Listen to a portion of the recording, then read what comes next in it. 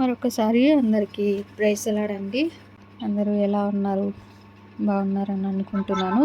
So గత వారంలో మనము బలిపీఠం దగ్గర నీ ఏడుపు అనే అంశం మీద ధ్యానించుకున్నాం కదా.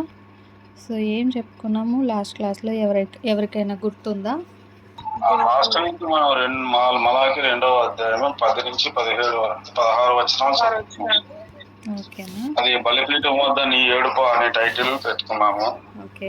అందులో ముఖ్యమైనవి 3 అంశాలు ఉన్నాయి. అపవిత్రమైన ఒడంబడిక, మన కన్నీరు ఖాళీ కన్నీరు వేదనతో ఉండదు, నమ్మకమైన ఒడంబడిక ఉండాలి. మళ్ళా అందులో కొన్ని సబ్ హెడ్డింగ్స్ మనం పెట్టుకున్నాము. దేవుడు అపవిత్రమైన ఒడంబడికలో మనము మర్చిపోయాం వారికి విగ్రహారాధన అన్యస్త్రీలు తెచ్చుకోవడం అంటే వారి దేవతలు కూడా మనం తెచ్చుకొని వారితో ఒడంబడిక చేసుకున్నారు.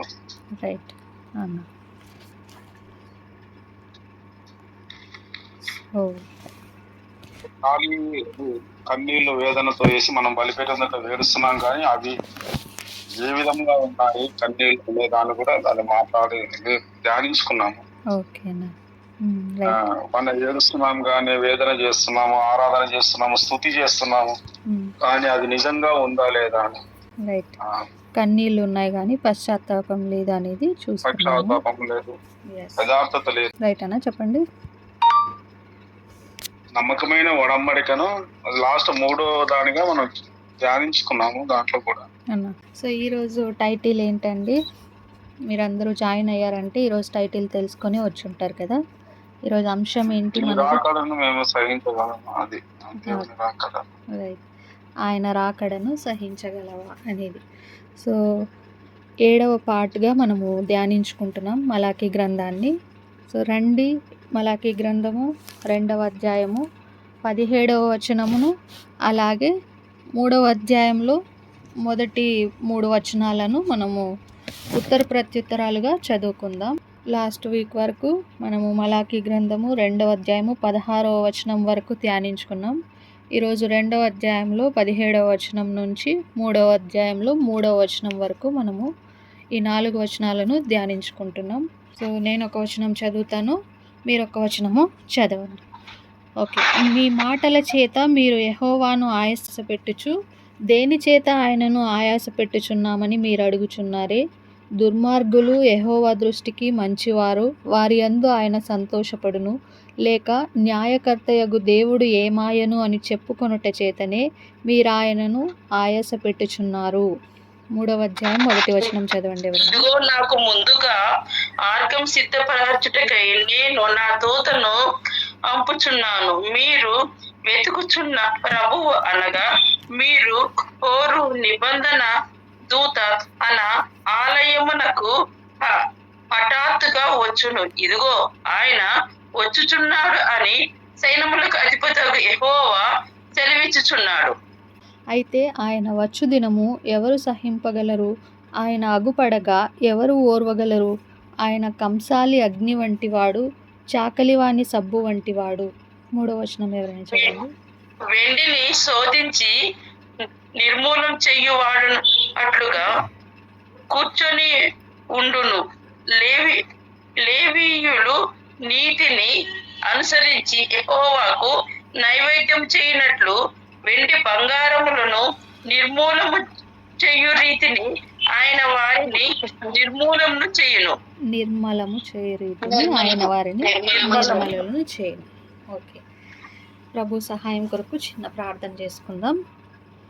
ప్రేమ నమ్మకం గల మా ప్రియ పరలోకపు తండ్రి, మహాగణుడా, మహోన్నతుడా, ఈ రాత్రికాల సమయంలో నీ పాద సన్నిధి చేరి మరి ప్రభువా నిన్ను స్తుతించడానికి, ప్రభువా నీ యొక్క వాక్యాన్ని ధ్యానించుకోవటానికి నీవు చూపించిన కృపని బట్టి నీకు వందనములు స్తోత్రములు చెల్లిస్తూ ఉంటున్నాను అయ్యా. మరి ప్రభువా గడిచిన వారాల్లో మరి తండ్రి మలాకి గ్రంథాన్ని మరి 6 పార్ట్స్గా మరి ధ్యానించుకోవటానికి నీవు చూపించిన కృపను బట్టి నీకు వందనములు. ఎన్నో లోతైన మర్మాలు, సత్యాలు ఇందులో దాగి ఉంటుండగా మరి ప్రవ్వా మా హృదయములకు అర్థము కాని రీతిన ఉంటుండగా మరి ప్రవ్వా వాటిని నీవే విశ్లేషపరిచి మరి విశదపరిచి మాకు అర్థం చేయించవలసిందిగా వేడుకుంటున్నాను దేవా. కృప చూపించండి. మాకు ఏది అవసరమో దానిని తండ్రి మా హృదయాల్లో నాటుతురమ్మని వేడుకుంటున్నాను తండ్రి. నీ వాక్యాన్ని అందజేస్తురమ్మని వేడుకుంటున్నాను. మరి నీ సిలువ చాటును మరుగుపరచండి. అయోగ్యరాలను అపాత్రాలను మరి ఏమాత్రం అర్హత లేనటువంటి నన్ను ప్రవ్వా తండ్రి నీవు వాడుకుంటున్న విధానాన్ని బట్టి నీ కొందనములు నా యొక్క దోష పాపములను పరిహరించుము దేవా తండ్రి. నీ సన్నిధిలో నీ యొక్క సిలువ చాటును మరుగుపరుస్తురమ్మని కేవలం నీ యొక్క సిలువ మాత్రమే నీవు మాత్రమే తండ్రి కనపరుచున్నట్లు తండ్రి నీవెంతైనా కృప చూపించండి. అలాగూ మరి నా నోట నీ మాటలు ఉంచుతురమ్మని వేడుకుంటూ మరి తండ్రి నీవే సహాయం చేస్తురమ్మని యేసుక్రీస్తు అతి పరిశుద్ధమైన నామం పెట్ట ఎటువంటి నెట్వర్క్ ఇష్యూస్ లేకుండా కూడా సహాయం చూపించి కృప చూపిస్తురమ్మని వేడుకుంటూ యేసుక్రీస్తు అతి పరిశుద్ధమైన నామం పెట్ట స్తుతించి ప్రార్థించి అడిగి వేడుకుంటున్నాము తండ్రి. ఆమేన్. ఓకే, ప్రియమైన సహోదరులారా, మలాకి దేవుని యొక్క చివరి ప్రవక్త. పాత నిబంధనలో ఇశ్రాయేలీయులు బబులోను చెర నుంచి తిరిగి వచ్చి దేవాలయం కట్టుకొని 100 సంవత్సరాలు పూర్తయింది. కానీ ఆరంభపు ఉత్సాహము చల్లారిపోయింది. యాజకులు దేవుని బల్లను తృణీకరించి మరి గుడ్డి వాటిని, కుంటి వాటిని, రోగము గల వాటిని అర్పిస్తున్నారు. మరి ప్రజలు విడాకులు ఇచ్చేసి అన్యజాతి స్త్రీలను పెళ్లాడుతూ ఉన్నారు. సమాజంలో కరువు, శత్రువుల బెదిరింపు, ఆర్థిక ఇబ్బందులు ఇవన్నీ కూడా లాస్ట్ క్లాసెస్లో చూసుకున్నాం. మరి అలాంటి పరిస్థితిలో ఈ 2వ అధ్యాయము 17వ వచనంలో వాళ్ళ ఫిర్యాదు ఏంటంటే మరి అక్కడ న్యాయకర్తయగు దేవుడు ఏమాయను అని అడుగుతూ ఉన్నారు. వాళ్ళు ప్రశ్నిస్తూ ఉన్నారు. న్యాయం చేసే దేవుడు ఎక్కడ? కీడు చేయవాడు దేవుని దృష్టికి మంచివాడు అవుతాడు, కానీ మరి మనకు న్యాయం చేసే దేవుడు ఎక్కడున్నాడు అని వాళ్ళు ప్రశ్నిస్తూ ఉన్నారు, ఫిర్యాదు చేస్తూ ఉన్నారు, కంప్లైంట్ చేస్తూ ఉన్నారు. సో మనం కూడా అదే అడుగుతాం కదండి. ఏదైనా అన్యాయం జరిగినా, అవినీతి జరిగినా, ఏదైనా అవినీతి చేసినా కూడా శిక్ష ఎందుకు పడదు అని అడుగుతాం. దేవుణ్ణి ప్రశ్నించే వారంగా ఉంటాం. దేవుడు అందుకు సమాధానం ఇస్తాడు. 3వ అధ్యాయము 1వ వచనం, 2వ వచనం, 3వ వచనాల్లో. సో మన నేటి భాగాన్ని ఒక 3 పార్ట్స్గా డివైడ్ చేసుకొని చూద్దాము. సో మొదటి పార్ట్ని ఒక టైటిల్ పెట్టుకుందాము, రాబోయే దూత అని. ఫస్ట్ పార్ట్కి రాబోయే దూత అని మొదట టైటిల్ పెట్టుకుంటాం. ఇది 3వ అధ్యాయం 1వ వచనంలో ఉంటుంది. తర్వాత 2వ టైటిల్ ఏంటంటే రెండవ మెయిన్ హెడ్డింగ్ ఏంటంటే ఆయన రాకడను సహించగలవా. మన టైటిల్ నేటి దినాన ఇదే కదా. సో దాని గురించి ధ్యానించుకుంటాం 2వ వచనంలో. తర్వాత 4వ వచనం, 3వ వచనం, 4వ వచనంలో మరి నిర్మలము చేయబడిన నైవేద్యము గురించి ధ్యానించుకుంటాం. సో ఈ 3 భాగాలుగా మనము ఈ వాక్య భాగాన్ని చూద్దాం. రాబోయే దూత, ఆయన రాకడను సహించగలవా అనేది ఇంకొక అంశం. మరొక అంశము నిర్మలము చేయబడిన నైవేద్యము. ఇక్కడ నిర్మలము అనే దగ్గర మరి జాగ్రత్తగా చూడండి. నిర్మలము, నిర్మూలము 2 పూర్తి వ్యతిరేక అర్థాలు వస్తాయి. సో మొదటి భాగము రాబోయే దూత. సో చదవండి ఎవరైనా 3వ అధ్యాయం 1వ వచనము. మరొకరు ఎవరైనా? ఇదిగో నాకు ముందుగా మార్గం సిద్ధపరచుటకై నేను నా దూతను పంపుచున్నాను. మీరు వెతకుచున్న ప్రభు అనగా మీరు కోరు నిబంధన దూత తన ఆలయమునకు హఠాత్తుగా వచ్చును. ఇదిగో ఆయన వచ్చుచున్నాడని సైన్యములకు అధిపతి యెహోవా సెలవిచ్చుచున్నాడు. చాలా సిస్టర్, థ్యాంక్ యూ. మరి మలాకి రాసింది క్రీస్తు పూర్వం ఎన్నో సంవత్సరంలో అండి? ఈ పత్రిక రాసింది ఎవరికైనా గుర్తుందా? ఫస్ట్ క్లాస్లో చూసుకున్నాం కదా. 520 అనుకుంటా సిస్టర్. ఇంకోసారి ట్రై చేయండి అన్న. 425 నుంచి 30 వరకు. రైట్, 400 క్రీస్తు పూర్వం 430లో మరి ప్రజలు ఆధ్యాత్మికంగా, ఆర్థికంగా కృంగిపోయారు. దేవుడు మనల్ని మర్చిపోయాడా అనే ప్రశ్న అందరి నోట్లో ఉంది. మరి మలాకి తర్వాత 400 సంవత్సరాలు దేవుడు మాట్లాడలేదు. దాన్ని ఇంటర్ టెస్టిమెంటల్ సైలెన్స్ అని, సైలెన్స్ పీరియడ్ అని ఇలా అంటారనమాట. మరి కానీ ఈ ఒక్క వచనము ఆ 400 ఏళ్ళ నిశ్శబ్దాన్ని పగలగొట్టే వాగ్దానం అనమాట. మన జీవితంలో కూడా దేవుడు మౌనంగా ఉన్నాడు అనే ఒక సీజన్ రావచ్చు.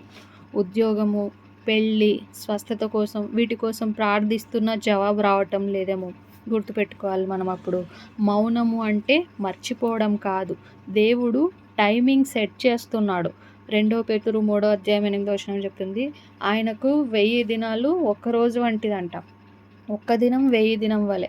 మరి ఆయన మన హడావిడి ప్రకారం కాదు, పరిపూర్ణ సమయం ప్రకారము పనిచేస్తాడు. గలతీ 4:4 ప్రకారం.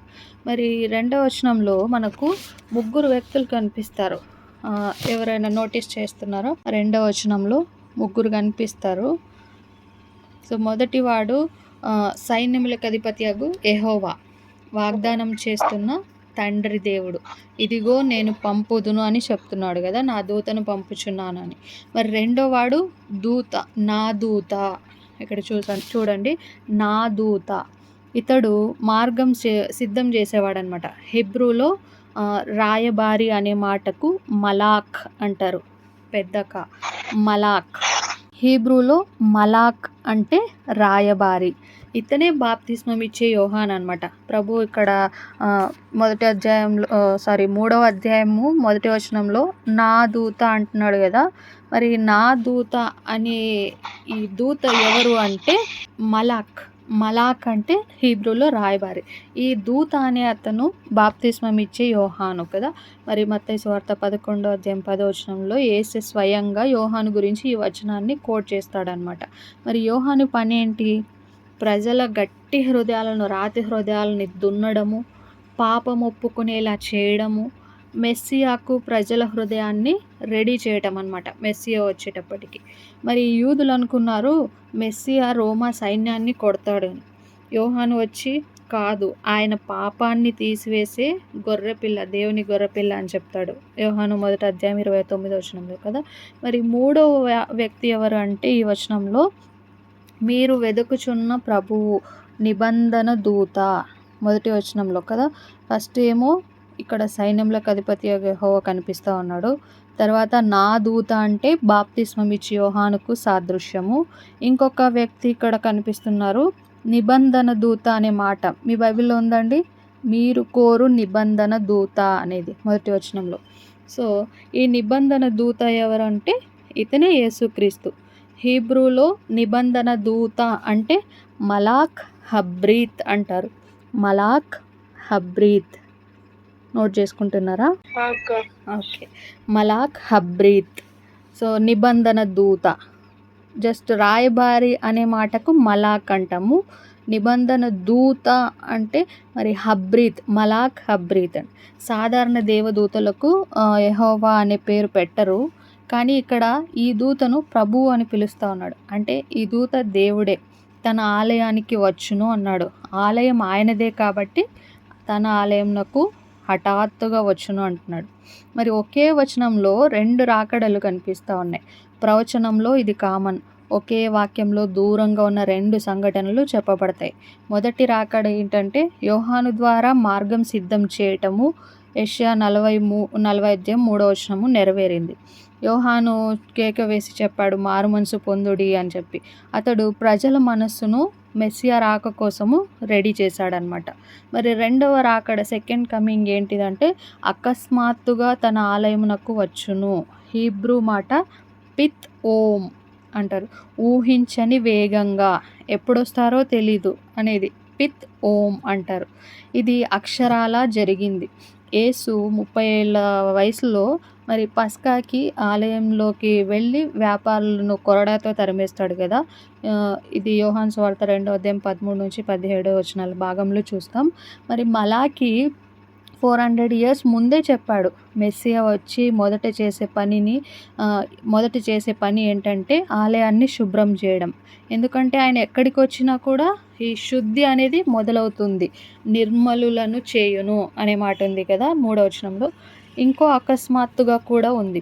యేసు 2వ రాకడ, 1 తెస్సలోనిక పత్రిక 5వ అధ్యాయం 2వ వచనంలో దొంగ వచ్చినట్టు వస్తాడు. మొదటి రాకడలో కృపతో వచ్చాడు, మరి 2వ రాకడలో తీర్పుతో వస్తాడు. తర్వాత మీరు వెదుకుచున్న, మీరు ఆశించుచున్న అనే మాట 2వ అధ్యాయం 17వ వచనంలో మీ మాటల చేత మీరు యెహోవాను ఆయాస పెట్టుచు దేని చేత ఆయనను ఆయాస పెట్టుచున్నామని అందరూ కదా. మరి ఇక్కడ న్యాయం చేసే దేవుడు ఎక్కడ అని ప్రజలు ప్రశ్నించారు. దేవుడు జవాబిస్తున్నాడు, సరే మీరు వెతుకుతున్న ప్రభువునే పంపిస్తున్నా, కానీ మీరు ఊహించిన రీతిలో కాదు, మీరు అసలు ఊహించరు, అకస్మాత్తుగా వస్తాడు అని చెప్పేసి ప్రభువు జవాబిస్తూ ఉన్నాడు. వాళ్ళు కోరుకునేది శిక్షించే న్యాయాధిపతిని, దేవుడు పంపించేది శుద్ధి చేసే ఒక కంసాలినమాట, అగ్ని వంటి వాడు, కంసాలి అగ్ని వంటి వాడు. వాళ్ళు కోరుకునేది దుష్టుల నాశనము, దేవుడు చేసేది తన ప్రజలను శుద్ధిపరచడం, పవిత్రపరచడం. మనం దేవుడి దగ్గర తీర్పు అడుగుతాం కదా, ఆయన కృప ఇస్తాడు. ఒక చిన్న పిల్లవాడు కత్తి అడిగితే తల్లి ఇవ్వదు, పండు కోసి ఇస్తుంది. ఎందుకంటే పిల్లాడికి కత్తి మీద అంత జ్ఞానం ఉండదు. అలాగే మనకు తీర్పు అవసరం ఉంది, కానీ మొదట శుద్ధి అవసరం అన్నమాట. ఎదురుచూపు అనేది వ్యర్థం కాదు. దేవుడు ఆ ఎదురుచూపు చూసే టైంలో మనకు అది వెయిటింగ్ పీరియడ్ అంటే చాలా నరకంగా అనిపిస్తుంది, కానీ ఆ యొక్క పీరియడ్ని తట్టుకోగలిగితే దేవుడు మన కోసం ఎంతో బెటర్ది ప్రిపేర్ చేస్తున్నాడని మనం గుర్తుపెట్టుకోవాలి. యోహానులాగా మనం కూడా మార్గం సిద్ధం చేసే దూతలుగా కావాలి. మరి ఆఫీస్లో కావచ్చు, కాలేజ్లో కావచ్చు, మరి ఎక్కడైనా బయట కావచ్చు, ఎవరి హృదయం యేసు కోసం మనం దున్నుతా ఉన్నాం. తీర్పు కోరే ముందు కృప కోసం వేడుకోవాలి. ఎందుకంటే ఆయన ముందు ఎవ్వరూ కూడా స్వచ్ఛంగా పవిత్రంగా నిలబడలేరు. యెషయా 6:5 నేను నాశనమైతిని, అపవిత్రుడును అని చెప్పి అంటాడు కదా. మరి పేతురు నా యొద్ద నుండి వెళ్ళిపోమ్ము, నేను అపవిత్రుడును అంటాడు. మరి ఒక స్కూల్లో సడన్గా టెస్ట్ పెడతారు, టీచర్ చెప్తారు నేను వస్తానని చెప్పింది, కానీ ఎప్పుడు వస్తారో తెలియదు అనమాట. రోజు హోంవర్క్ ఉంటారు కదా, ప్రతిరోజు కరెక్ట్గా హోంవర్క్ చేస్తూ ఉంటారు, వాళ్ళైతే భయపడరు. మరి టీచర్ ఎప్పుడు అకస్మాత్తుగా వచ్చి ఎగ్జామ్ పెడతాదో అని నెగ్లిజెన్స్గా ఉంటారు చూడండి, వాళ్ళు భయపడతారనమాట. యేసు అకస్మాత్తుగా వస్తే మన జీవితంలో ఏ పోర్షన్ను మూసేస్తాం? Bank అకౌంట్నా, phone గ్యాలరీనా?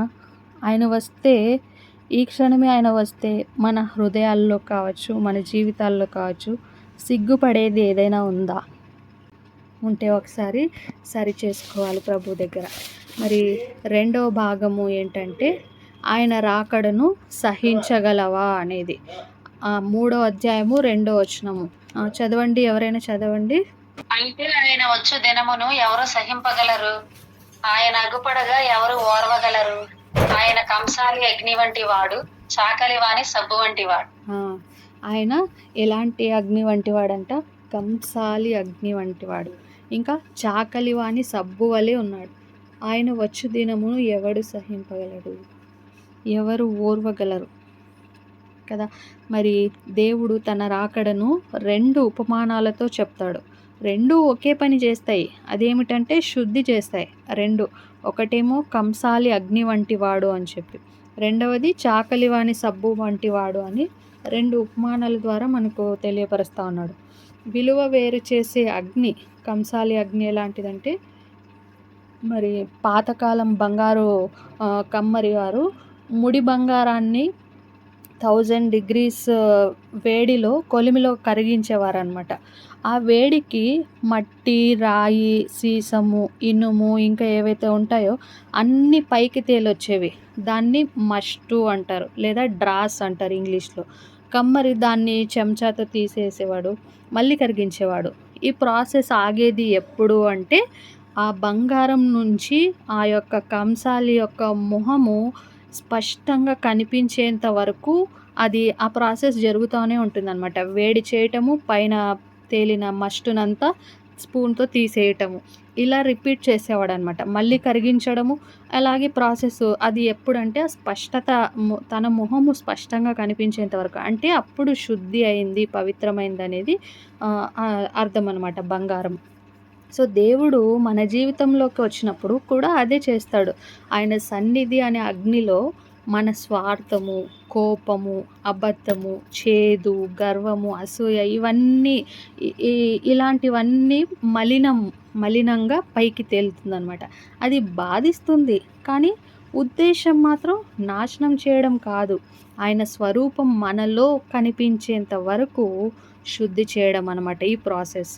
సో రోమా 8:29 చూస్తాం. మరి ఎవరు సహింపగలరు, ఎవడు సహింపగలడు అని అడిగింది అందుకే. మన సొంత శక్తితో ఈ అగ్ని ముందు నిలబడలేం. అందుకే దేవుని కృప అవసరం అన్నమాట. మరి రెండవ ఉపమానం ఏం చూసుకున్నాం ఇక్కడ చెప్పండి. మొదటిది కంసాలి అగ్ని వంటి వాడన్నాము. రెండవది చాకలివాణి. రైట్ అమ్మా, థ్యాంక్ యూ. సో చాకలివాణి సబ్బు వంటి వాడు, మరక తీసే సబ్బు. హీబ్రూలో బోరెట్ అంటారు. క్షార లవణాలతో చేసే గట్టి సబ్బుని బోరెట్ అంటారు. పాత బట్టల మీద అంటుకున్న గడ్డి మరక, నూనె మరక, రక్తం మరకలు పోగొట్టడానికి వాడేవారు. ఈ సబ్బుతో ఉతికితే చేతులు కొంచెం రఫ్ అయ్యేవి, కానీ ఆ స్టెయిన్ ఏదైతే ఉందో మరకలు ఇవంతా కూడా క్లీన్ అయిపోయేదన్నమాట. సో ఇది బయట జీవితం గురించి. మనం మాట్లాడే మాటలు, చేసే పనులు, అలవాట్లు అనే బట్ట మీద అంటుకున్న పాపపు మరకలు మనం చేసే పనులు కావచ్చు, మనం మాట్లాడే మాటలు కావచ్చు, మన యొక్క అలవాట్లు కావచ్చు, అవే మరకలు అనమాట. మరి దేవుని వాక్యం పరిశుద్ధాత్మ సవరణ అనే సబ్బు రుద్దినప్పుడు నొప్పి కలుగుతుంది, అహం దెబ్బతింటుంది, ఈగో హర్ట్ అవుతుంది. కానీ ఫలితం పాపములు, మన పాపములు రక్తం వంటివి ఎర్రవైనను హిమము వలె తెల్లబడును అని యెషయా 1:18 ఉంటుంది కదా. మరి పెయిన్ అనేది ఉంటుంది టెంపరీగా, కానీ దాని రిజల్ట్ పర్మనెంట్గా ఉంటుంది అనమాట. యోహాను బాప్తిస్మం ఇచ్చే యోహాను నీళ్ళతో బయట శుభ్రం చేస్తే, బాప్తిస్మం నీళ్ళతో ఇస్తే, యేసు ప్రభు వారు దేనితో ఇచ్చారు? అగ్నితో, పరిశుద్ధాత్మతో అగ్నితో బాప్తిస్మం ఇస్తారు కదా. యేసు ప్రభు అగ్ని అనే సబ్బుతో లోపల నుండి శుభ్రం చేస్తాడు.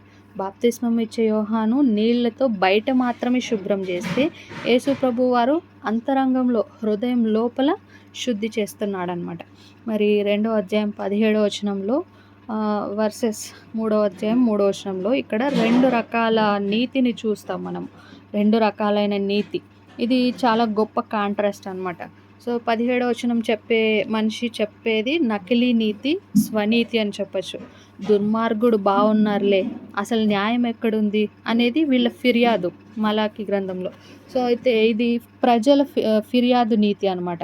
తన పాపాన్ని చూడకుండా దేవుని న్యాయాన్ని ప్రశ్నిస్తూ ఉన్నారు. నేను బలి అర్పిస్తున్నా కాబట్టే దేవుడు నాకు మేలు చేయాలి అనేది బేరం.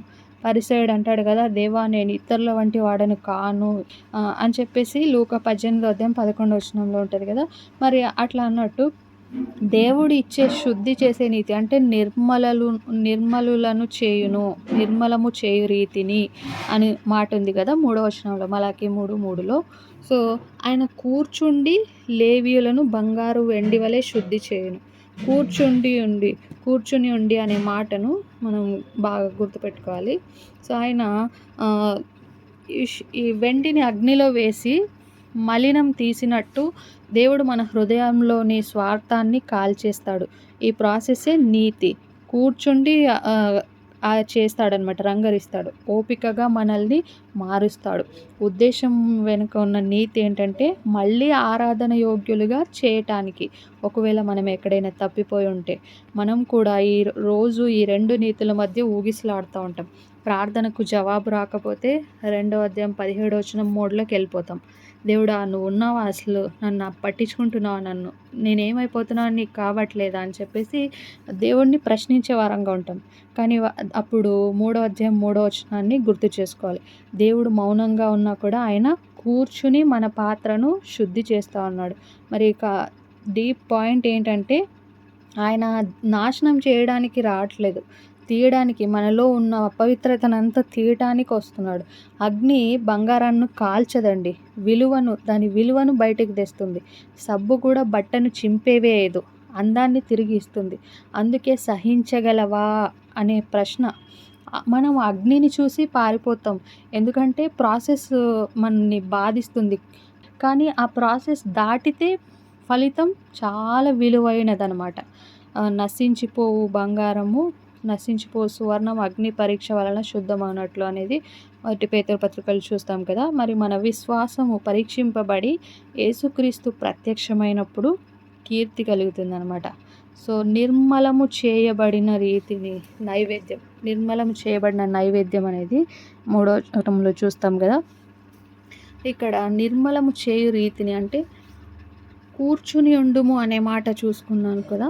కూర్చుని ఉండును వెండిని శోధించి నిర్మలము చేయువాడైనట్లు కూర్చుని ఉండును అంటే జాగ్రత్తగా చూసుకునే శుద్ధి. బంగారు కమ్మరి లేదా కంసాలి బంగారాన్ని చేసి వదిలేడు, కూర్చుని కళ్ళ ఆర్పకుండా చూస్తాడు కదా. ఒక్క సెకండ్ ఎక్కువ వేడి పెట్టినా ఆ బంగారం అంతా నాశనం అయిపోతుంది. ఒకవేళ మంట తక్కువ పెట్టినా మలినం అనేది పోదనమాట. దాంట్లో మస్టు బ్రష్టు అంతా కూడా అలాగే ఉంటుంది ఆ ముడి బంగారంలో. మరి దేవుడు కూడా నిన్ను కొలిమిలో వేసేసి శ్రమల్లో వదిలేసి అలాగే వదిలేడు, నీ పక్కనే ఆయన కూర్చున్నాడు. ఎందుకంటే ఫైనెస్ట్ బెస్ట్ థింగ్ నీలో నుంచి అవుట్పుట్ రావాలి కాబట్టి అప్పటి వరకు ఆయన పక్కకి కళ్ళు ఆర్పకుండా పక్కకి వెళ్ళకుండా చూస్తూ ఉన్నాడు అనమాట. ఎందుకు అంటే ఆయన అంత శ్రద్ధ పేషెన్స్ కలిగి ఉన్నాడు, కంట్రోల్డ్గా కూర్చుని ఉన్నాడు. మనకి ఎక్కువ మంట తగిలినా ఎక్కువ శ్రమలు వచ్చినా మనం తట్టుకోలేం. అలాగని తక్కువ పెట్టాల్సిన మంట కంటే తక్కువ పెట్టినా కూడా అది ఫైనెస్ట్ బెస్ట్ థింగ్ రాదనమాట. కాబట్టి విరిగిన హృదయం గల వారికి యెహోవా ఆసన్నుడు. మరి సహింపగలిగినంత కంటే ఎక్కువ శోధన ఆయన రానియుడని 1 కొరింథీ పత్రికలో కూడా చూస్తాం కదా. ఓవర్ హీట్ చేయడనమాట. ఒకవేళ నువ్వు ఈ సమయంలో అగ్ని గుండా వెళ్తున్నావేమో, దేవుడు నీ పక్కనే కూర్చున్నాడని గుర్తుపెట్టుకోండి. దేవుడు కూర్చుని జాగ్రత్తగా శుద్ధి చేస్తూ ఉన్నాడు మనల్ని. అలాగే లేవీయులు ఎవరు? దేవుని ఆలయంలో యాజకులు. మరి మలాకి 1:2లో వాళ్ళే ఎక్కువగా మురికిగా ఉన్నారు. మరి దేవుడు ఎక్కడ ఈ శుద్ధి మొదలు పెడతాడు? తీర్పు దేవుని ఇంట యొద్ద ఆరంభమగును అని పేతురు పత్రికలో ఉంటుంది కదా. మరి నీ హృదయం అనే ఆలయాన్ని ఆయన ముందు శుభ్రం చేస్తాడు. పాత నిబంధనలో లేవీయులు భూమి పంచుకోలేదు, యెహోవాయే వాళ్ళ స్వాస్థ్యం. కాబట్టి లేవీయుల వలె అంటే నీ జీవితానికి సెక్యూరిటీకి గుర్తింపుకు దేవుడే కేంద్రమైనప్పుడు వచ్చే నైవేద్యం, వచ్చే అర్పణ అన్నమాట. మరి కరిగించి పుటము పెట్టును అనే మాట, కరిగించు అనే మాటకు హీబ్రూ వర్డ్లో సారాఫ్ అంటారు. సారాఫ్ అంటే కరిగించడం లేదా పోయడం, కరిగించడం ప్లస్ పోయడం ప్లస్ కొత్త ఆకారం అన్నమాట. సో ఇక్కడ కరిగించడం అనేది ఉద్దేశం అయితే నాశనం చేయాలని కాదు, యోగ్యులుగా చేయటం అనేది. మురికి పోయిన బంగారాన్ని కొత్త పాత్రగా పోసినట్టు. ఫలితం ఏంటి? మరి అప్పుడు యూదా అర్పణ యెరూషలేము అర్పణయు యెహోవాకు ఇష్టమగును కదా. మరి శుద్ధి తర్వాత ఈ నిర్మలము చేసిన తర్వాత ఆరాధన అనేది తిరిగి వస్తుంది. నీతిగా అనే హెబ్రూ పదం, ఆ మాటకు నీతి అనే మాటకు హెబ్రూ పదంలో సెదాకా అంటారు. సెదాకా. ఇక్కడ నీతి అంటే పాపం చేయకుండా ఉండటం కాదు, అంటే సరైన సంబంధం, దేవుడితో మనుషులతో సరైన సంబంధం. లేవీయులు కానుక తెచ్చే ముందు చేతులు కడుక్కునేవారు, అది బయట శుభ్రత. మరి దేవుడు అడిగేది లోపల శుభ్రత. పగ అసూయ లేని హృదయాన్ని దేవుడు అడుగుతూ ఉన్నాడు. మరి మన ప్రార్థన, సేవ, కానుక, కుటుంబం అన్నీ కూడా దేవునికి అర్పించేవి నైవేద్యాలే. క్రొత్త నిబంధనలో మనమే దేవుని ఆలయం అని ఉంటుంది. కాబట్టి ప్రార్థన హృదయంలో దోషం ఉంచుకునే ఎడల ప్రభువు నా మొర వినడు. మరి ఎందుకు చేస్తున్నామా అని సేవ అనేది ముఖ్యం. పేరు కోసమా, ప్రేమతో చేస్తున్నామా? మరి కానుకలు దేవునికి దుఃఖంతో ఇవ్వకూడదు. సో ఇవన్నీ కూడా ఆరాధనలే అన్నమాట. మురికి, ఈ మస్టు భ్రష్టు ఏదైతే ఉందో, మురికి అంటే ద్వేషంతో సేవ, బలవంతపు కానుక, బయట భక్తి లోపల గర్వం, కుటుంబాన్ని నిర్లక్ష్యం చేసే సంఘ సేవ. మరి కయీను అర్పణ తిరస్కరించి హేబేలు అర్పణను మెచ్చుకున్నాడు ప్రభు. తేడా ఏంటి? గొర్రెల్లో కాదు, అతను అర్పించిన వెజిటేబుల్స్లో కాదు, హృదయంలో ఉంది. స్లాగ్, లోహాన్ని కరిగించేటప్పుడు పైకి తేలే మురికిని స్లాగ్ లేదా మస్టు అంటారు. మరి బంగారంలో కలిసిన మట్టి, రాయి, సీసం ఏదైతే ఉందో దానికి విలువ ఉండదు, బరువు మాత్రమే పెంచుతుంది, కానీ మరి దానికి వాల్యూ ఉండదు. మన జీవితంలో మస్టు ఏంటి? ఈ డ్రాస్ లేదా మస్టు లేదా స్లాగ్ అంటే ఏంటి? గర్వము, చేదు, అబద్ధము, అసూయ, స్వార్థము, భయము, అవిశ్వాసము ఇవన్నీ మనలో కూడా ఒక పార్ట్ అని అనుకుంటాం. కానీ అవి నీ మీద అంటుకున్న మురికి మాత్రమే. అసలైన గుర్తింపు నీది అది కాదు. ఈ స్లాగ్ను, ఈ మస్టును తీసివేయటం వల్ల బంగారం విలువ తగ్గదు, పెరుగుతుంది.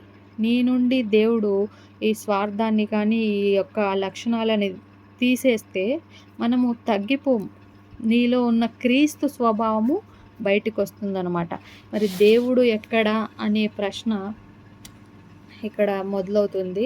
దానికి జవాబుగా ఆయన వస్తున్నాడు, శుద్ధి చేయటానికి వస్తున్నాడు అనే జవాబుతో ముగుస్తుంది. మనం కోరుకున్నది శిక్ష, ఆయన ఇచ్చేది శుద్ధి. మనం అడిగింది తీర్పు, ఆయన చేసేది రూపుదిద్దటం. మరి దేవుడు కొలిమి పక్కన కూర్చొని ఉన్నాడు. ఆయన లక్ష్యము నిన్ను కాల్చివేయటం కాదు, నీలో ఆయన ముఖం రిఫ్లెక్ట్ అయ్యే వరకు శుభ్రం చేయటం.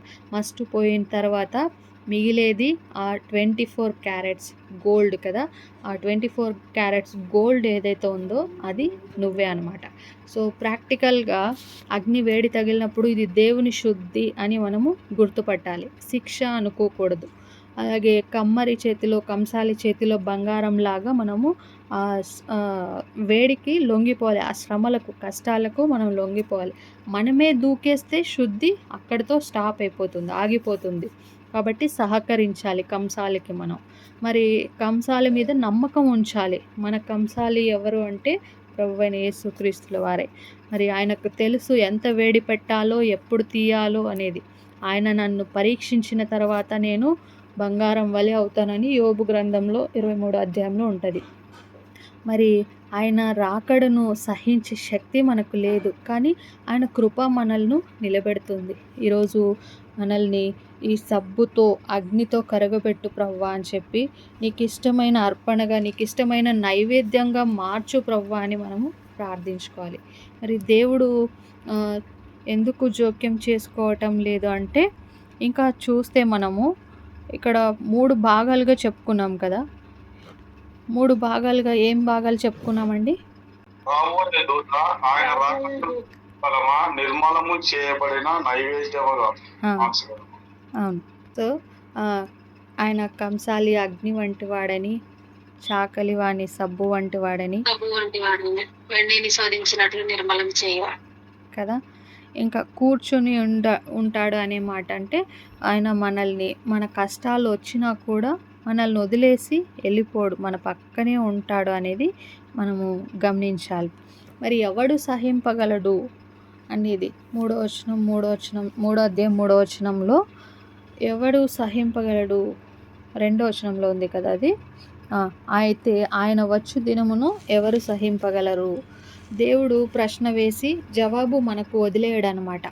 ఈ జవాబు కూడా చివరిలోనే ఉంది. ఇదొక రెటారికల్ ప్రశ్న అనమాట హీబ్రూలో. అంటే సమాధానం లేదు దానికి, ఆ ప్రశ్నకి. ఎవరు సహింపగలరు అంటే నో వన్ కెన్ బేర్ అనమాట, ఎవ్వరు కాదు. సో బట్ వై, ఎందుకు సహించలేము? ఎందుకంటే ఆయన అగ్ని, ఆయన క్షారం, సబ్బు, ఆయన సన్నిధి ముందు మనం తెచ్చుకునే అన్నీ కూడా మాస్కులు, మనం ఏవైతే కనిపించని ఇన్విజిబుల్ మాస్క్స్ ఏవైతే పెట్టుకుంటామో ఆయన సన్నిధికి వచ్చేటప్పుడు అవన్నీ కూడా కరిగిపోతాయి అన్నమాట. మన మంచితనము, మన మతాచారము, మన మంచి పేరు అన్నీ మస్టులాగా, దృశ్సులాగా పైకి తేలుతాయి అన్నమాట. మస్టు అంటే ఇంగ్లీష్లో డ్రాస్ అంటారు కదా. మరి ఆ బంగారము, వెండి లాంటి విలువైన లోహాల్లో కలిసి ఉండే మురికి, తుప్పు, ఇతర మలినాలని మస్టు అంటారు. సింపుల్గా చెప్తే ఒక కంసాలి బంగారు గనుల నుంచి తెచ్చిన ముడి బంగారాన్ని కొలిమిలో వేస్తాడు. అది కరిగినప్పుడు స్వచ్ఛమైన బంగారం అడుగుకు వెళ్తుంది. పైకి తేలి వచ్చే నురుగు, నల్లటి పొర ఏదైతే ఉంటుందో అది రాయి, సీసము, ఇనుప ముక్కలు ఇవన్నీ పైకి తేలుతాయి. అదే డ్రాస్ అనమాట, అదే మస్టు. దానికి వాల్యూ ఉండదు, బంగారానికి అందం లేకుండా చేస్తుంది అనమాట. సో మరి మన హృదయం అనే బంగారంలో కలిసిన పాపపు మలినాలకు డ్రాస్ అనే పదం వాడాలి. మరి భూమి మీద భక్తిహీనులను నీవు మస్టుగా త్రోసివేసేవి అని చెప్పి 119లో ఉంటుంది కీర్తనల గ్రంథంలో. మరి అలాగే సామెతలు 25వ అధ్యాయంలో వెండిలో నుంచి మస్టును తీసివేయగా ఆ పాత్ర కుమ్మరికి ఉపయోగపడుతుంది. మన జీవితంలో మస్టు లేదా డ్రాస్ అంటే ఏంటి? గర్వం, నేనే గొప్ప అనుకునే ఆలోచన, చేదు, ఎవరినో క్షమించకపోవడం, వాళ్ళని క్షమించాలంటే ఏదో ఈగో మనకు అడ్డుపడుతూ ఉంటుంది, క్షమించలేము అంత ఈజీగా. అబద్ధం, నిజాన్ని దాచిపెట్టడం, అసూయ, ఇతరులు బాగుపడితే ఓర్వలేనితనం, స్వార్థం, అన్నీ నాకే కావాలి అనుకునే సెల్ఫిష్నెస్. మరి ఈ డ్రాస్ వల్ల మనలో దేవుని స్వరూపము రిఫ్లెక్ట్ కాదు, మన వెయిట్ పెరుగుతుంది కానీ మన వాల్యూ అనేది పెరగదు అనేది జ్ఞాపకం ఉంచుకోవాలి. మరి కరిగించి పుటం పెట్టును అన్నప్పుడు ఆయన చేసేది ఇదే, నిన్ను నాశనం చేయడం కాదు, మనలోని మస్టును వేడితో పైకి తెచ్చి తీసివేయడం. చెప్పుకున్నాం కదా, ఈ ప్రాసెస్ అనేది మనకి పెయిన్ఫుల్గానే ఉంటుంది, కానీ మస్ట్ పోయిన తర్వాత మన వాల్యూ బయటపడుతుంది. మరి మన జీవితంలో ఇప్పుడు దేవుడు ఏ మస్టును పైకి తెస్తున్నట్టు అనిపిస్తుంది? యెషయా కూడా దేవుడిని చూసి మరి అయ్యో అపవిత్రమైన పెదవుల గలవాడును అని చెప్పి అంటాడు కదా. మరి మన హృదయంలో కూడా దేవుని వెలుగు పడగానే మన చీకటి కనిపిస్తుంది. ఇక్కడ 2వ అధ్యాయం 17వ వచనంలో నకిలీ నీతి అని చెప్పుకున్నాం కదా. మరి ఇక్కడ సమస్య ఏంటంటే ఇశ్రాయేలీయులు దేవుణ్ణి నిందించే నీతి అన్నమాట ఇది. మేము పాపం చేసినా దేవుడు మమ్మల్ని శిక్షించడం లేదు కదా, చెడ్డవాళ్ళు బాగానే బతుకుతూ ఉన్నారు, మరి అంటే దేవుడు మాకు న్యాయం చేయటం లేదా అనే ఫిర్యాదు నీతి. ఇంకొకటి, తమ పాపాన్ని చూడకుండా దేవుని న్యాయాన్ని ప్రశ్నిస్తూ ఉన్నారు. ఇది తమను తాము సమర్థించుకునే నీతి అన్నమాట. నేను బలి అర్పిస్తున్నా కాబట్టి దేవుడు నాకు వెంటనే మేలు చేయాలి అని బేరం ఆడటము ఫలితం కోరే నీతి అన్నమాట. ఇది మనిషి కేంద్రంగా ఉండే నీతి. దేవుడు తమ స్టాండర్డ్స్ ప్రకారం నడుచుకోవాలి అనేది డిమాండ్ చేస్తూ ఉన్నారు. ఇది అలసట, నిరాశ, గర్వం నుంచి పుడుతుందన్నమాట. మరి 3వ అధ్యాయం 3వ వచనంలో దేవుడు ఇచ్చే శుద్ధి చేసే నీతి అంటే నిర్మలము చేయు రీతిని అనే మాట. ఆయన రాగానే కంసాలి అగ్ని వంటివాడు, మరి చాకలివాని సబ్బు వంటివాడు వలె ఉంటాడు. ఆయన కూర్చుని లేవీయులను రంగరించి బంగారు వెండి వలె వారిని శుద్ధి చేస్తాడు. ఇక్కడ దేవుడు ఏం చేస్తాడంటే మెస్సియా వస్తాడు, అది ఆయన యేసు గురించిన ప్రవచనం. ఆయన నీతి వేరు. ఆయన నీతి ఎలాంటిదంటే శుద్ధి చేసే నీతి. వెండి బంగారాన్ని అగ్నిలో వేసి మలినం తీసినట్టు దేవుడు మన హృదయంలోని స్వార్థాన్ని, కపటాన్ని కాల్చివేస్తాడు. ఇంకా ఆయన నీతి ఎలాంటిదంటే ప్రాసెస్ నీతి. ఇది వెంటనే వచ్చేది కాదు, కూర్చుని దగ్గరుండి ఓపికగా జాగ్రత్తగా మనల్ని మారుస్తాడు. తర్వాత ఉద్దేశం ఉన్న నీతి. శుద్ధి చేయడం ఎందుకు? నిర్మలలను చేయటం ఎందుకు? యెహోవాకు నైవేద్యం అర్పించినట్లు నీతి అనుసరించి అర్పణం చేదురు, మళ్ళీ ఆరాధన యోగ్యులుగా చేయటానికి. ఇది దేవుడు కేంద్రంగా ఉండే నీతి అన్నమాట. ఆయన మనల్ని మార్చి తన ప్రమాణానికి తీసుకొస్తాడు. మనం కూడా ఈరోజు ఈ 2 నీతుల మధ్య ఊగిసలాడుతూ ఉంటాం కదా. మరి వాళ్ళు ఏం చేస్తున్నారు? మన లైఫ్లో ఇప్పుడు ఏ నీతి ఎక్కువగా వినిపిస్తూ ఉంది? ఫిర్యాదు చేసే గొంత, లేక శుద్ధి కోసం ఎదురు చేసే గొంత, హృదయమా? ఇక్కడ నకిలీ నీతి దేవుణ్ణి ప్రశ్నిస్తుంది, నిజమైన నీతి దేవుడికి తనను తాను అప్పగించుకుంటుందన్నమాట. వాళ్ళు ఏం చేస్తున్నారు? తమను తాము జడ్జ్ చేసుకుంటున్నారు, తమ కొలతలతో తాము పర్వాలేదులే అని సర్టిఫికేట్ ఇచ్చుకుంటున్నారు. దీన్నే స్వనీతి అంటాం. మరి పరిసయుడు, దేవా నేను ఇతరుల వంటిని వాడను కాను, ఈ సుంకరి వంటి వాడను కాను. అండ్ సమస్య ఏంటంటే స్వనీతి అద్దం ముందు నిలబడి మురికి చూసుకోవడం లాంటిదనమాట. అద్దం ఎంత మురికి ఉంటే ముఖం అంత. మరి దేవుని మైండ్ సెట్ ఎలా అంటే ఆయన దగ్గరే కూర్చుండి కరిగించి పుటం పెడతాడు. ఇక్కడ డిఫరెన్స్ చూడండి, 2వ అధ్యాయం 17వ వచనంలో, అలాగే 3వ అధ్యాయం 3వ వచనంలో. ఆయన ఇక్కడ 17వ వచనంలో అయితే మనల్ని మనం శుభ్రం చేసుకున్నాం అనుకుంటాం. మరి 3వ అధ్యాయం 3వ వచనంలోకి వచ్చేసరికి దేవుడు మనల్ని కూర్చొని శుభ్రం చేస్తాడు అనేది అర్థమవుతుంది.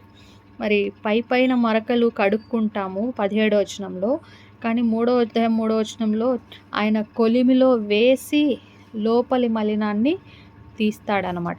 మన పని కాదు, ఆయన పని. ఇదే సువార్త. ఇక్కడే మనం రిలీఫ్ పొందాలి. ఎవడు సహింపగలడుకి మన జవాబు నేను ప్రయత్నిస్తా అని కాదు. జవాబు ఆయనే సహాయం చేస్తాడని రావాలి మన హృదయంలో నుంచి. మరి ఫిలిప్పీ 1:6లో మీలో మంచి కార్యం ఆరంభించువాడు యేసుక్రీస్తు దినం వరకు దాన్ని కొనసాగిస్తాడని ఉంటుంది కదా. మరి శుద్ధి మొదలుపెట్టేది ఆయనే, ఈ ప్రాసెస్ని దాన్ని కంప్లీట్ చేసేది కూడా ఆయనే అనమాట. మరి లేవీయులు తమను తాము శుద్ధి చేసుకోలేదు. దేవుడు అక్కడ కూర్చుండి వాళ్ళను శుద్ధి చేశాడు. మన పని ఏంటి? కొలిమిలో నుంచి పారిపోకుండా ఉండాలి. ఈ కంసాలి చేతికి లొంగిపోయే వారంగా ఉండాలి. విరగాలి, నలగొట్టబడాలి, కరిగిపోవాలి అని మనలో ఉన్న భ్రష్టు మస్టు అంతా కూడా తొలగిపోవాలి. మన స్వనీతి అనే చిరిగిన బట్ట తీసేసి ఆయన నీతి అనే కొత్త వస్త్రము వేసుకోవడం అన్నమాట. మరి దేవుని రాకడ ముందు నిలబడే ధైర్యం మనకు లేదు, కానీ ఆ రాకడే మనల్ని నిలబడేలా చేస్తుంది. ఆయన అగ్ని మనల్ని కాల్చదు, ఆయన స్వరూపంలో మార్చుతుందన్నమాట. మన జీవితంలో నేను పర్వాలేదులే అని ఆలోచన ఎప్పుడైనా వస్తుందా? దాన్ని మనం ఎలా అప్పగించుకుంటున్నాం? మీ జీవితంలో దేవుడు కరిగించిన అనుభవం ఏదైనా ఉందా? మొదట బాధగా అనిపించిన తర్వాత దీవెనగా మారిన సందర్భాలు ఏవైనా ఉన్నాయా మీ జీవితాల్లో? సిస్టర్ ఉన్నాయి సిస్టర్. సిస్టర్ చెప్పండి. నాకు సిస్టర్ మరి మ్యారేజ్ అయ్యి పిల్లలు పుట్టలేదు. ఇప్పుడు చాలా బాటలు సహించాను. దేవుని మీద నమ్మకం ఉంచి ప్రార్థన చేసుకుని అలా ఎదురు చూశాను సిస్టర్. చాలా బాధ అనిపించాను. తర్వాత అద్భుత రీతిగా దేవుడు నాకు ప్రెగ్నెంట్ ఇచ్చి బిడ్డలు ఇచ్చాడు. అప్పుడు ఎదురు చూసిన దానికి దేవుడు సంతోషం ఇచ్చాడు సిస్టర్ కదా. సో ప్రతి ఒక్కరి జీవితాల్లో అలా ఒకటి కాదు, చాలానే ఉంటాయి. మనము కష్టాల కొలిమి గుండా వెళ్ళి ఉంటాం. ఆ తర్వాత అప్పుడు పెయిన్ఫుల్గా అనిపిస్తుంది. ఆ ప్రాసెస్ అనేది చాలా పెయిన్ ఇస్తుంది, కానీ మొదట బాధ అనిపించినా సరే తర్వాత దీవెనగా మారుతుంది. అదే మనకు బ్లెస్ఫుల్గా అవుతుంది కదా. మరి మనం తీర్పు కోరుకుంటున్నామా, కనికరం కోరుకుంటున్నామా? ఇతరుల పాపం కోసం అగ్ని అడిగి మన పాపం కోసం క్షమాపణ అడుగుతున్నామా అనేది మనల్ని మనము ప్రశ్నించుకోవాలన్నమాట. మరి 3వ భాగం కింద ఏం చెప్పుకున్నాం? నిర్మలము చేయబడిన నైవేద్యము, శుద్ధి చేయబడిన అర్పణ. సో ఇది కేవలం యాజకుల గురించి కాదు. లేవీయుల నీతిని అనుసరించి యెహోవాకు నైవేద్యం చేయునట్లు వెండి బంగారములను నిర్మలము చేయు రీతిని ఆయన వారిని నిర్మలము చేయునంటే ఇక్కడ లేవీయుల గురించి మాత్రమే కాదు, అంటే కేవలం యాజకుల గురించి కాదు. పాత నిబంధనలో యెహోవాయే వాళ్ళ స్వాస్థ్యం అని చెప్తుంది కదా. అంటే వాళ్ళ 100% ఆధారము దేవుడే అన్నమాట. కాబట్టి లేవీయుల వలె అంటే నీ జీవితానికి మరి గుర్తింపు దేవుడే కేంద్రంగా అయినప్పుడు వచ్చే అర్పణ అన్నమాట. మిగిలిందంతా కూడా సెకండరీ. నీతిగా అనే పదానికి ఏం చూసుకున్నాం?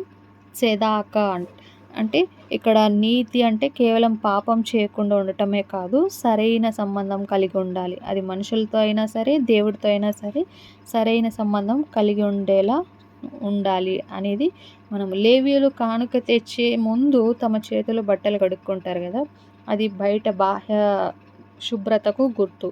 మరి మనము హృదయంలోని మలినాన్ని ఎలా శుద్ధి చేసుకోవాలి, ఎలా శుభ్రపరచుకోవాలంటే లోపల పగ, అసూయ, దొంగతనం, ఇంకా ఇవేవైతే బ్యాడ్ హ్యాబిట్స్ ఉంటాయో, చెడు లక్షణాలు, ఈ ట్రయడ్స్ అన్నిటిని కూడా మనము శుద్ధి చేసుకోవాలన్నమాట.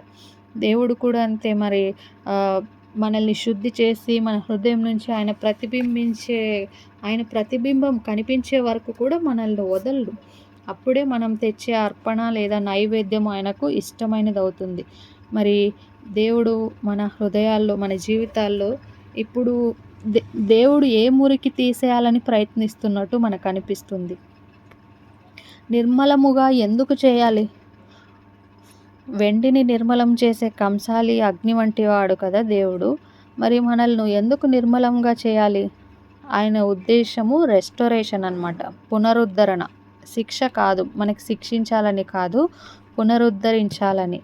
మరి కంసాలి కూర్చున్నాడు, హడావిడిగా చేయడు. ప్రపంచమంతా నేటి దినాల్లో చాలా ఫాస్ట్గా, త్వరగా అయిపోతుంది. ఫాస్ట్గా ఇన్స్టంట్గా కోరుకుంటాం. మనకు ఒక సెకండ్ లేట్ అయినా కూడా ఏదో బీపీ వచ్చేసినంత కొట్టేసుకుంటూ ఉంటాం కదా. కానీ దేవుడు నిన్ను మార్చేటప్పుడు కూర్చుంటాడు. ఎందుకు? పేషెన్స్తో వెయిట్ చేస్తాడు. కమ్మరికి తెలుసు, కంసాలికి తెలుసు తొందరపడితే వెండి లేదా బంగారం మాడిపోతుందని. అలాగే దేవునికి కూడా తెలుసు తొందరపడితే మనము రావాల్సిన షేప్కి రాలేము, విరిగిపోతాము అని. ఆయన మనల్ని ఒక ప్రాజెక్ట్ లాగా చూడడండి, మనము ఆయన సొంత పిల్లల్లాగా చూస్తారు. ప్రాజెక్ట్స్కి అయితే డెడ్ లైన్ ఉంటుంది, అవి ఎట్లా వచ్చినా సరే ఆ డెడ్ లైన్కి సబ్మిట్ చేయాల్సిందే. కానీ కొడుకుల మీద ప్రేమ ఉంటుంది కాబట్టి ఎంతో జాగ్రత్తగా లేట్ అయినా పర్లేదు అన్నట్టు సరైన సమయంలో ప్రభు చూస్తూ ఉంటాడనమాట. ఆయన మన మీద ప్రేమ ఉంది. మరి వెండిని ఎందుకు ఎంచుకున్నాడు? నిన్ను రిజెక్ట్ చేయలేదు. కమ్మరి వాళ్ళ షెడ్లో రాళ్ళు, ఇనుము, చెత్త అన్నీ ఉంటాయి, కానీ ఆయన వెండిని మాత్రమే పొయ్యిలో పెట్టాడు. దేవుడు నిన్ను ఈ వేడిలోకి ఎందుకు తీసుకొచ్చాడంటే ఆయన నిన్ను చెత్త అనుకోలేదు అని అర్థం. చెత్త అయితే అక్కడే పడేసేవాడు. వేడిలోకి తీసుకొచ్చాడంటే నువ్వెంతో ప్రశస్తమైన వారు, విలువైన వాడివి కాబట్టి, ప్రశస్తమైన దానివి కాబట్టి శుద్ధి చేస్తున్నాడు. చెత్తని ఎవరు శుద్ధి చేయరు కదా, డస్ట్బిన్లో వేసేస్తారు. మరి నిన్ను ఆయన డస్ట్బిన్లో వేయలేదే, కొలిమిలో పెట్టాడంటే you are very precious to him అని అన్నమాట. సో తన ముఖం కోసం చూస్తున్నాడు, నీ పర్ఫెక్షన్ కోసం కాదు. 99.9% బంగారాన్ని కానీ వెండిని కానీ ఆ కంసాలి ప్యూర్ చేయటానికి కాల్చాడు. ఆయన ముఖం స్పష్టంగా కనిపించేంత వరకు కాలుస్తాడు. దేవుడు నిన్ను తప్పులేని మనిషి చేయటానికి శుద్ధి చేయడం లేదు, నీలో తన పోలికను చూడాలని ఆశిస్తూ ఉన్నాడు, చూస్తూ ఉన్నాడు. మరి మన గ్రేడ్స్ కానీ, మన టైటిల్స్ కానీ, మన సర్వీస్ కానీ కాదు ఆయనకు కావాల్సింది. మన కళ్ళల్లో ఆయన ప్రతిబింబం కావాలి. మరి కొలిమిలో ఉన్నప్పుడు, మరి శ్రమల గుండా వెళ్తూ ఉన్నప్పుడు మనం 3 మాటల్ని గుర్తుపెట్టుకోవాలండి. కమ్మరి మన దగ్గరే ఉన్నాడు అంటే కంసాలి మన దగ్గరే ఉన్నాడు, పక్కనే ఉన్నాడు అనేది గుర్తుపెట్టుకోవాలి. ఇంకొకటి, వేడి ఎక్కువైపోతూ ఉంది ప్రభువా, నేను భరించలేను, ఈ శ్రమలను తట్టుకోలేను అన్నప్పుడు ఆ టెంపరేచర్ అనేది, ఉష్ణోగ్రత ఆయన కంట్రోల్లోనే ఉంది. ఓవర్ హీట్ చేయడు, మనల్ని సహింపగలిగినంత కంటే ఎక్కువ శోధన రానియడు అనేది గుర్తుపెట్టుకోవాలి. తర్వాత ఆ ముగింపు, ఫైనల్ రిజల్ట్ అనేది చాలా బ్యూటిఫుల్గా ఉంటుంది అనేది గుర్తుపెట్టుకోవాలి. ఆయన మనల్ని పరీక్షించిన తర్వాత కూడా బంగారం వలె కనిపిస్తాం. మన కన్నీళ్ళు వేస్ట్ అయిపోవు, మన టీయర్స్ అనేవి వేస్ట్ అయిపోవు, వృధా కావు. అవి కొలిమిలో కరిగే స్లాగ్ లాంటిది. నీ నిట్టూర్పులు వృధా కావు, అవి కంసాలి చేతిలో ఉన్న ఊదు లాంటిది.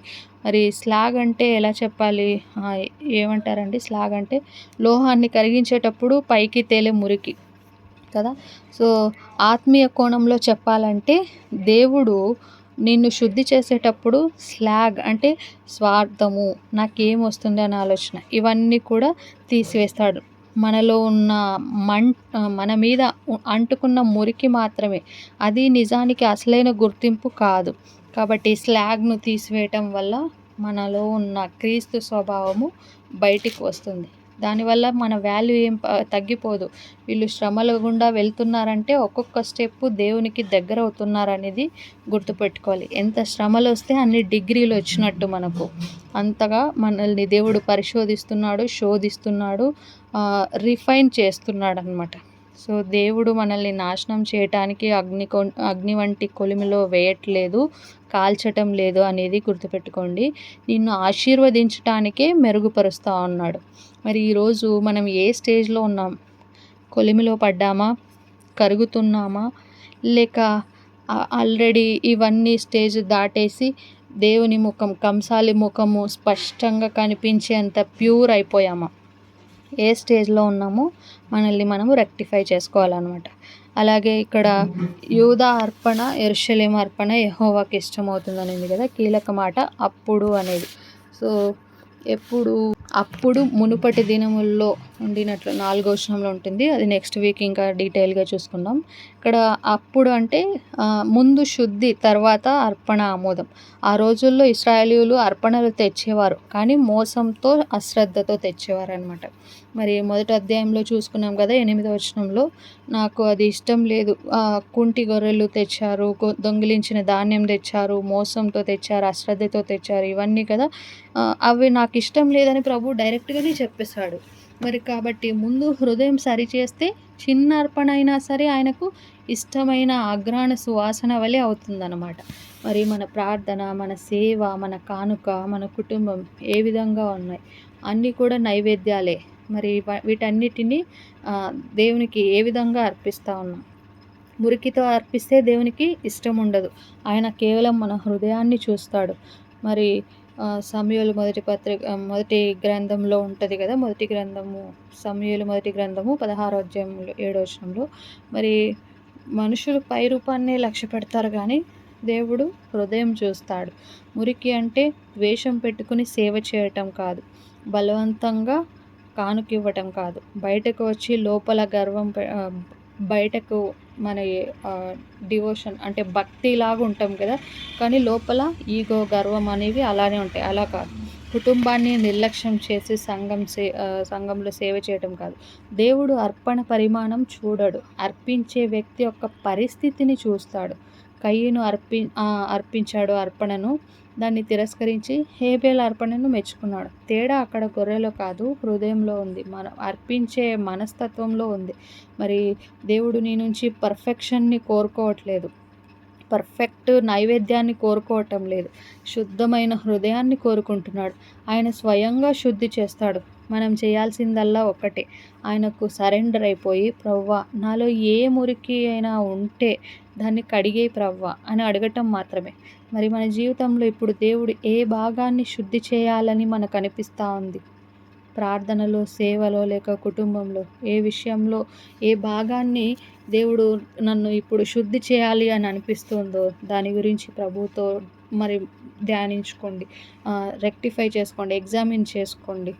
సో ఆయన వెండిని కరగబెట్టినట్టు, బంగారుని కరగబెట్టినట్టు కరిగించి నిర్మలత్వంగా మనల్ని బయటికి తీస్తాడనమాట. మరి నువ్వు ఇప్పుడు ఏ అగ్ని గుండా వెళ్తున్నావో దేవుడు నీ పక్కనే కూర్చున్నాడు. ఆ అగ్ని ఒక ఉద్యోగ సమస్య కావచ్చు, ఆర్థిక ఇబ్బంది కావచ్చు, కుటుంబ గొడవలు కావచ్చు, అనారోగ్యం కావచ్చు, మనసుకు కలిగించే బాధ కావచ్చు. మనం అనుకుంటాం దేవుడు నన్ను మర్చిపోయాడు అనేసి, కానీ నిజం ఏమిటంటే ఆయన అత్యంత శ్రద్ధతో నీ దగ్గర కూర్చున్నాడు. నీవు అగ్ని మధ్యన నడిచినా కూడా కాలిపోవు అనేది యెషయా గ్రంథంలో ఉంటుంది కదా. మరి ఆయన వాగ్దానం చేసిన దేవుడు నెరవేరుస్తాడు తప్పకుండా. ఆయన నిన్ను దూరం నుంచి చూసే దేవుడు కాదు, కొలిమి పక్కనే నీతో పాటే శ్రమలో కూర్చొని నిన్ను రిఫైన్ చేసే దేవుడు, తండ్రి ఆయన. మరి మన కొలిమి యొక్క ఉద్దేశం ఏంటి? నాశనం చేయటం కాదు, విలువైన దాన్ని బయటికి తీసుకురావటం. కాబట్టి మనము ఏ విధంగా ఉండాలి? క్రీస్తుకు ప్రతిబింబంగా మారాలి. కంసాలి తన ముఖం చూసుకున్నట్టు దేవుడు మనలో క్రీస్తును చూడాలి. భయపడకు. ఒకవేళ వేడి తగులుతోంది అంటే దేవుడు నిన్ను నిర్లక్ష్యం చేయట్లేదు, ఆయన శ్రద్ధ తీసుకుంటున్నాడు అని అర్థం. కొలిమి నుంచి బయటకు వచ్చేస్తే శుద్ధి ఆగిపోతుంది అని చెప్పేసి మురికి అలాగే ఉంటుంది. సహించు, పారిపోకు. కమ్మరికి తెలుసు కదా, మరి కంసాలికి తెలుసు ఎప్పుడు ఆపాలో దేవునికి కూడా తెలుసు. ఆయన నిన్ను నాశనం చేయడు. ఆయన్ని నమ్ము, ఆయన మాట మీద నమ్మకం ఉంచు. ఆయన నన్ను పరీక్షించిన తర్వాత మరి బంగారం వలె అవుతాననే మాట గుర్తుపెట్టుకోండి. యోబు 23:10. మరి ఇప్పుడు నీ జీవితంలో ఉన్న అగ్ని ఏది? దాన్ని ఒక శిక్షలాగా చూడకు, పనిష్మెంట్ లాగా చూడకు. దేవుడు నిన్ను ఒక రూపొందిస్తూ ఉన్నాడు, ఆర్టిస్ట్ స్టూడియోగా చూస్తూ ఉన్నాడు. మరి ఆ విధంగా మనం కూడా దేవుడు మనల్ని ఒక ఆర్టిస్ట్ యొక్క స్టూడియో లాగా చూస్తున్నాడు అనేది చూడాలన్నమాట. ఈ కొలిమిలో మనకు అన్నిటికంటే కష్టంగా అనిపించేది ఏదో మనము ప్రభువు దగ్గర అడగాలి. ప్రభువా నీ రాకడను సహించే శక్తి నాకు దయచేయి అని చెప్పి, ఆయన రాకడను సహించగలవా అని ప్రశ్నించినప్పుడు ఒకవేళ ఆ శక్తి మనలో లేదంటే ప్రభువా నాకు ఆ శక్తి దయచేయని అడగాలి. దేవుడు ఎందుకు జోక్యం చేసుకోవటం లేదని మరి చివరిసారిగా ఎప్పుడు అడిగాం మనం? దేవుని ఈ నిర్మలం చేసే, శుద్ధి చేసే ప్రాసెస్లో ఇప్పుడు నువ్వు ఏ స్టేజ్లో ఉన్నావు? ఈ వారం మనం అర్పించబోయేది ఏంటి? కాబట్టి మనము నాకు న్యాయం ఎక్కడ చేస్తున్నావు అని ప్రశ్నించే వారంగా ఉండకూడదు. దేవుని యొక్క జవాబు కోసం వెయిట్ చేయాలి. ఆయన ప్రశ్నించేంతటి వారం కాదు మనం. ఆయన జవాబు సహించగలవా అని మరి ఆయన తిరిగి ప్రశ్నిస్తూ ఉన్నాడు. మరి దానికి జవాబు మన దగ్గర ఉందా? మనం కోరుకున్నది శిక్ష, అంటే ఆయన ఇచ్చేది శుద్ధి. కాబట్టి ఎలా ఉన్నాం మనం? ఒకటైతే గుర్తుపెట్టుకోండి, దేవుడు మన పక్కనే, కొలిమి యొక్క శ్రమల గుండా ఏదైతే వెళ్తున్నామో మన పక్కనే కూర్చుని ఉన్నాడు. ఆయన లక్ష్యము మనల్ని కాల్చడం కాదు, మనలో ఆయన ముఖం రిఫ్లెక్ట్ అయ్యేంత వరకు శుభ్రం చేయటం మాత్రమే అనేది. మరి ఆ 24 క్యారెట్స్ గోల్డ్ అనేది మీరే అనేది గుర్తుపెట్టుకోవాలి. కాబట్టి దేవుని యొక్క రాకడకు భయపడకు, మురికికి భయపడు. ఈరోజు ఒక నిర్ణయం తీసుకో, కొలిమి నుండి పారిపోను, కంసాలి చేతికి లొంగిపోతాను అనేది. మరి ఒక్క మాటలో చెప్పాలంటే దేవుని రాకడ మన నాశనానికి కాదు, మన ఆరాధనకు, పునరుద్ధరణకు అనేది గుర్తుపెట్టుకోవాలి. కాబట్టి ప్రభువు మనకు ఆ విధంగా సహాయం చేయనుగాక, మనల్ని అట్టి రీతిగా దేవుడు సిద్ధపరచునుగాక. ఆమేన్. విన్న వాక్య ప్రకారము ఎవరైనా ప్రార్థన చేయండి. ఆయన మరి ఆ కొలిమిలో ఇబ్బందుల్లో ఉంటే మరి మనల్ని నెక్స్ట్ ఆ ప్రాసెస్ ఎలా ఉంటుందో అనేది మనకు అర్థమైంది. కాబట్టి బెస్ట్గా తీస్తాడు మనల్ని బయటికి అనేది గుర్తుపెట్టుకోండి. ఒకవేళ ఇబ్బందులు కొలిమి గుండా వెళ్తూ ఉంటే దేవుడు ఈరోజు నీతోనే మాట్లాడుతూ ఉన్నాడు. కాబట్టి ప్రేరేపించబడిన వారు ఎవరైనా ప్రార్థన చేయండి. పరిశుద్ధుడ, ప్రేమ కలిగిన తండ్రి, గొప్ప దేవ, ఎలాది వందనములు, ఎలాది స్తుతి స్తోత్రములు తండ్రి. మరి సాయంకాల సమయంలో తండ్రి మలాకి గ్రంథం ద్వారా తండ్రి దాసరాలతో మాట్లాడిన మాటలను మరొక రాకడకు మేము సహించగలమా తండ్రి? మాకు ఆ విలువ ఉన్నదా తండ్రి? కానీ నువ్వు అగ్ని వంటి వాడు తండ్రి. మమ్మల్ని వెండి బంగారం వలె శుద్ధి చేయటకు శ్రమల గుండా నడిపించు మనకి అయ్యా. మేము దాన్ని సహించుకుని కాల్చిన కృపను మాకు దయచి. అవును, మమ్మల్ని వదిలిపెట్టలేదు తండ్రి. నువ్వు మమ్మల్ని తండ్రి తగు మాత్రము శిక్షించునని చెప్పేవి. ఆ శ్రమల గుండా మేము పోయినప్పుడు కావాల్సిన బలమును, శక్తిని మాకు ప్రసాదించి నువ్వు మా దగ్గర కూర్చుండి మమ్మల్ని తండ్రి పరిశీలిస్తున్నావు తండ్రి. అంత గొప్ప దేవుడు తండ్రి. మేము మాలో అనేకమైన నువ్వు సబ్బు వంటి వాడు, అగ్ని వంటి వాడు, కంసాలి చేతులు అగ్ని వంటి వాడు తండ్రి. మా దేహమును మరి హృదయమును 2 నీతులుగా మేము తండ్రి ధరించుకుని ఉన్నాం. వాటిని మా నుంచి శుద్ధి చేయగలవాడు. మేము నిర్మలమైన తండ్రి నైవేద్యములన్నట్లు నీ ఆరాధనకు యోగ్యమైనట్లు మమ్మల్ని తయారు చేయగలవా శక్తిమంతుడు నువ్వు తండ్రి. ఆ శ్రమలను మేము సహించుటకు, భరించుటకు కావలసిన శక్తిని కూడా దయచేవాడు తండ్రి. నీవే మా హృదయంను బలపరిచేవాడు. చిన్న వాక్యములన్నిటి మా హృదయం బలపరచు. అవును తండ్రి, మరి మేము ఎలా ఉన్నాము, మా హృదయములు తండ్రి ఏ మట్టితో, మస్టుతో తండ్రి మలినమైన పదార్థములతో నిండి ఉన్నాయి. వాటిని తీసివేసి నీ ప్రతిబింబమును, క్రీస్తు అనే ఆ ప్రతిబింబమును మాలో వెలుగునట్లు నాడు మోసే ముఖములో నీ వెలుగును ఏ విధముగా తండ్రి దేవుని వంటి వాణిగా చేసి మేము దానికి తండ్రి అర్హులమా అని మమ్మల్ని మా హృదయంలో ప్రశ్నించుకొని కాల్చిన కృపను మాకు దయచేయండి. మమ్మల్ని తండ్రి ఏ శ్రమ గుండా నడిపించినా మేము సహించుటకు, మేము ప్రశ్నించే వారం కాదు తండ్రి. ప్రశ్నించుటకు అర్హత లేదు తండ్రి. నీవు న్యాయవంతుడు తండ్రి. మరి నీ న్యాయమును మేము తండ్రి స్వీకరించుట కాల్సిన కృపను దయచేయి. అవును, శ్రమలు చూసి మేము భయపడుతున్నాం తండ్రి. శ్రమలలో ఉన్నప్పుడు మేము ప్రశ్నించుతున్నాం, నన్ను వదిలివేశాడా అని నేను తండ్రి అనేక మార్లు అనుకొని ఉంటాం తండ్రి. కానీ ఎన్నడూ మా శ్రమల గుండా, పాపములో కూడా మమ్మల్ని తోడుగా ఉండి బలపరిచే దేవుడు తండ్రి. అవును, మమ్మల్ని శుద్ధి చేసేవాడు. నీ ప్రతిబింబను మాలో తండ్రి ప్రతిబింబింపచేసి తిరిగి క్రీస్తును వెలుగులో మేము తండ్రి నీకు ఆరాధన యోగ్యులుగా ఆగుటకు తండ్రి నువ్వు చేసే గొప్ప కృపను బట్టి నీకు వేలాది వందనం, వేలాది స్తుతి స్తోత్రములు తండ్రి. మమ్మల్ని నీలో ఏర్పరచుకొని నిన్ను తండ్రి స్తుతించుటకు, ఆరాధించుటకు తండ్రి చేసుకుంటే మేము మలినమైపోయాము, విలువలేనటువంటి వారమై ఉన్నాము తండ్రి. కానీ మమ్మల్ని విలువగల వారిగా క్రీస్తులో బలపరచుకుని క్రీస్తులో మమ్మల్ని శుద్ధి చేస్తే అవును తండ్రి నీ రాకడకు మేము తట్టుకునే శక్తిని మాకు ఏ విధముగా, ఎప్పుడు ఏ విధముగా వచ్చునో దాని సిద్ధపాటు కలిగి ఉండటం కాల్సిన కృపను, బలమును మాకు దయచేయండి. తండ్రి నీ దాసరాలు చెప్పిన వాక్యములు మా హృదయము ఫలింపచేయు. వాటిని తండ్రి మా హృదయములో తండ్రి ఫలించుట కావాల్సిన గొప్ప బలమును మాకు దయచేయము. మరి రేపటి దినం కూడా మమ్మ తండ్రి మందిరములో విశ్వాసుల మధ్య, సంఘస్థుల మధ్య తండ్రి సహవాసముతో కూడి నిన్ను స్తుతించుటకు, ఆరాధించుటకు, మహిమపరచుటకు కావాల్సిన శుద్ధిని మాకు దయచేయము. మాలో ఉన్న అనేకమైన మత్సరములు తండ్రి, అనేకమైన అసూయలు తండ్రి, అనేకమైన మలినముతో కూడిన మస్టు మాలో ఉంది తండ్రి. మేము బయటికి భక్తి పరులాగా ఉంటున్నాము, నిజము తండ్రి, ఇది నిజము అని ఒప్పుకునే బలము కూడా మాలో లేదు. అంత బలహీనులమైన తండ్రి మమ్మల్ని రేపటి దినముకై తండ్రి మళ్ళీ శుద్ధి చేయము. వెండి బంగారముల వలె నువ్వు శుద్ధి చేసి నీ ఆరాధనకు మమ్మల్ని తండ్రి, నీ ఆరాధన సన్నిధిలో మమ్మల్ని జ్ఞాపకం చేసుకున్నాము.